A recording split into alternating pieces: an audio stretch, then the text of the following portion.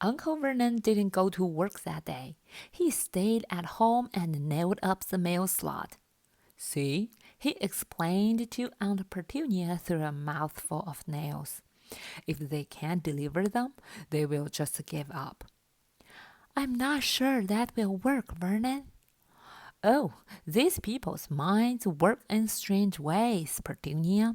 They're not like you and me, said Uncle Vernon, trying to knock in a nail with the piece of fruitcake Aunt Petunia had just brought him. On Friday, no less than 12 letters arrived for Harry. As they couldn't go through the mail slot, they had been pushed under the door, slotted through the sides, and a few even forced through the small window in the downstairs bathroom. Uncle Vernon stayed at home again. After burning all the letters, he got out a hammer and nails and boarded up the cracks around the front and back doors so no one could go out. He hummed tiptoe through the tulips as he worked and jumped at small noises. On Saturday, things began to get out of hand. 24 letters to Harry found their way into the house, rolled up and hidden inside each of the 24 eggs that their very confused milkman had handed Aunt Petunia through the living room window, while Uncle Vernon made furious phone calls to the post office and the dairy, trying to find someone to complain to. Aunt Petunia shredded the letters in her food processor. Who on earth wants to talk to you this badly? Dudley asked Harry in amazement. On Sunday morning, Uncle Vernon sat down at the breakfast table, looking tired and rather ill, but happy. No post on Sunday, he reminded them cheerfully as he spread marmalade on his newspaper. No dumb letters today. Something came whizzing down the kitchen chimney as he spoke and caught him sharply on the back of the head. Next moment, 30 or 40 letters came pelting out of the fireplace like bullets.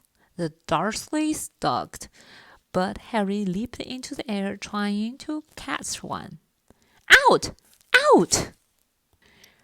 Uncle Vernon seized Harry around the waist and threw him into the hall when Aunt Petunia and Dudley had run out with their arms over their faces.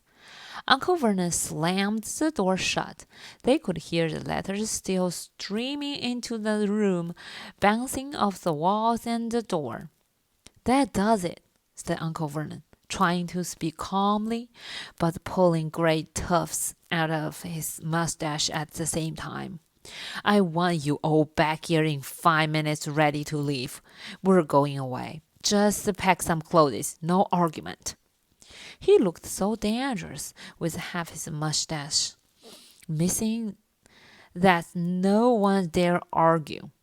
10 minutes later, they had wrenched their way through the boarded up doors and were in the car, speeding toward the highway. Dudley was sniffling in the back seat.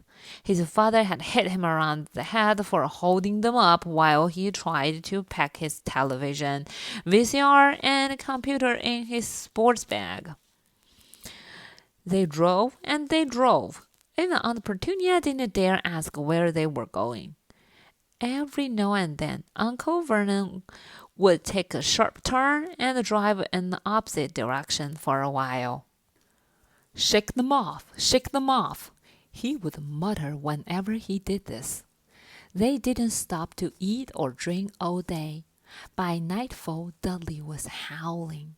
He'd never had such a bad day in his life. He was hungry. He'd missed the 5 television programs he'd wanted to see, and he'd never gone so long without blowing up a nailing on his computer. Uncle Vernon stopped at last outside a gloomy-looking hotel on the outskirts of a big city. Dudley and Harry shared a room with twin beds and damp, musty sheets. Dudley snored, but Harry stayed awake, sitting on the windowsill, staring down at the lights of passing cars and wondering. They ate stale cornflakes and cold tinned tomatoes on toast for breakfast the next day. They had just finished when the owner of the hotel came over to their table. "Excuse me, but is one of you Mr. H. Potter? Only I got about 100 of these at the front desk."